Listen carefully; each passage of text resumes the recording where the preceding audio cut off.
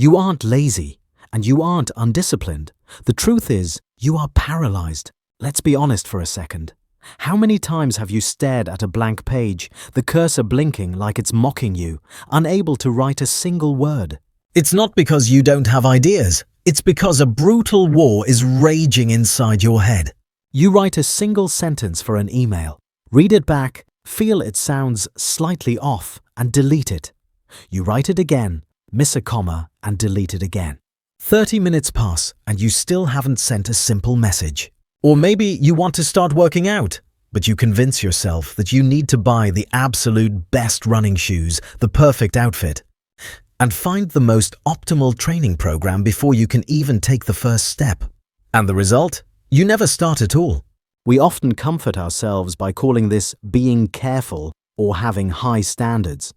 But through the lens of behavioral psychology, this is actually a mask for a much deeper fear. Psychologists call this state a telephobia, the abnormal fear of imperfection. You are trapped in one of the most dangerous mental traps, all or nothing thinking. To your brain, the world only exists in two extremes: absolute 100% perfection or a complete zero. If you do something and it only reaches 99% of your effort, your brain equates it with total failure.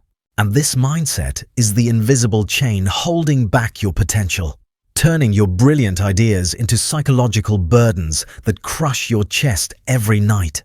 But the story doesn't end there. Most of us completely misunderstand perfectionism. We think it's just about liking things neat and organized. Mistake. After many years of studying human behavior, we see that perfectionism is a complex spectrum divided into three very characteristic types of people. You might see yourself in the first type, or maybe you fit the second type. But the most surprising revelation lies in type number 3. Before we dive deep into this, I need you to remember one thing: you are not broken. Your brain is not trying to sabotage you, it is trying to protect you. Let's dissect this spectrum. First, we have type number 1, the paralyzed procrastinator. If you look at their desks or their bedrooms, it might be a mess.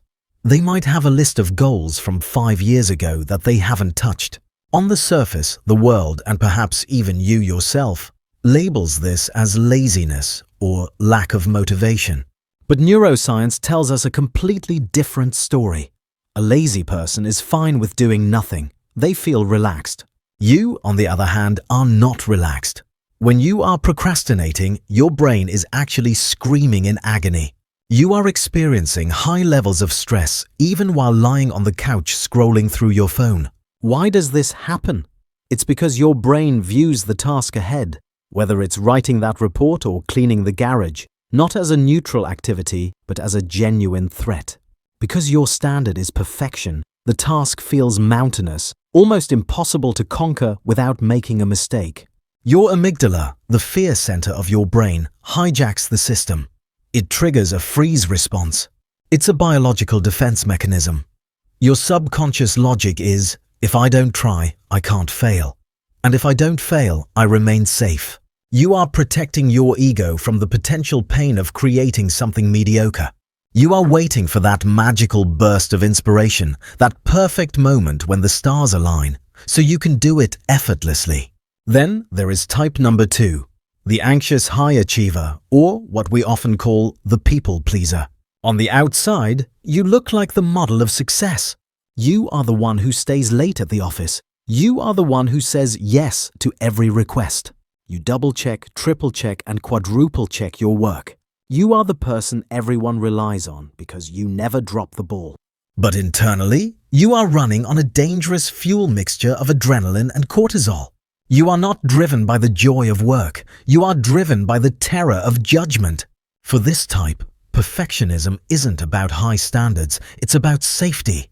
It's a shield. You believe that if you are perfect, if you look perfect, and if you act perfect, you can avoid the pain of criticism, rejection, and blame. This often stems from a deep-seated mechanism psychologists call conditional self-worth. Perhaps growing up, you learned a subtle but damaging lesson. You were only lovable when you were good, when you brought home the A+. Your brain wired a connection. Love equals achievement. Worth equals utility. So now, as an adult, a minor mistake in an email doesn't just feel like a typo, it feels like a threat to your very existence. You over-edit that email not to make it clear, but to ensure no one can possibly find a reason to dislike you. You are exhausted not because the work is hard, but because you are constantly carrying the heavy armor of perfection to protect a very fragile sense of self. Now, we arrive at the third type, and this is where things get really interesting. This is the twist that most psychology channels won't tell you about. Let's call this type number 3, the pattern hunter. If you belong to this group, your struggle is different. You aren't paralyzed by fear like type 1, and you aren't desperate for approval like type 2. In fact, you might not care what people think at all.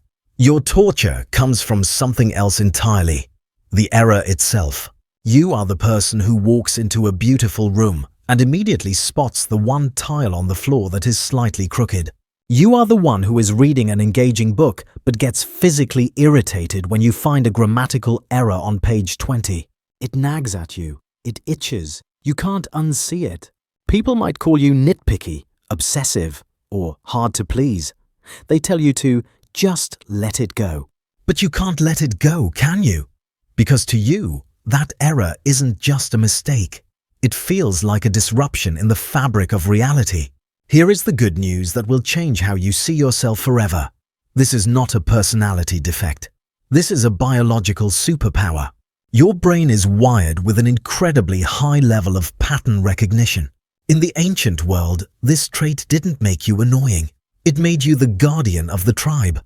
While everyone else was looking at the beautiful scenery, your ancestors, the people with your brain type, were the ones who noticed the slight disturbance in the grass that signaled a predator was hiding. They were the ones who noticed the tiny discoloration on a berry that meant it was poisonous. Your inability to ignore mistakes is actually an evolutionary survival mechanism called the vigilance system.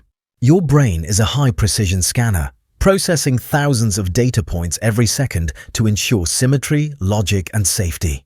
When you spot a mistake, your brain is doing exactly what it was designed to do, identifying a break in the pattern. You possess a rare form of intellectual integrity. You demand quality not because you want praise, but because you have a deep respect for how things should work. You aren't difficult. You are a biological quality control unit operating at an elite level. So, how do we live with this? How do we turn this burden back into a gift? We need to look at the brain's error detection mechanism, specifically involving the Anterior Cingulate Cortex. In your brain, this area is hyperactive. It lights up like a Christmas tree whenever reality doesn't match your expectation. To understand this better, imagine your mind is a camera. Most people walk around with a standard 35mm lens. They see the whole street, the traffic, the buildings. They see the big picture. You, however, were born with a high-powered macro lens, a microscope attached to your eyes. This microscope is incredible. It allows you to see textures, nuances, and depths that others are blind to. That is your genius. But here is the problem. You are trying to drive a car while looking through a microscope. You are so focused on the atomic structure of the asphalt that you crash into the wall. You are so obsessed with the font size of the cover letter that you miss the job application deadline. The pain you feel isn't because the microscope is bad. It's because you are using high magnification for low-stakes situations. You are trying to perform open-heart surgery on a sandwich. The solution is not to lower your standards. Telling a perfectionist to lower their standards is like telling a bird not to fly. Instead, the solution is to learn variable focus. You need to practice the art of zooming out. Start with the 70% rule.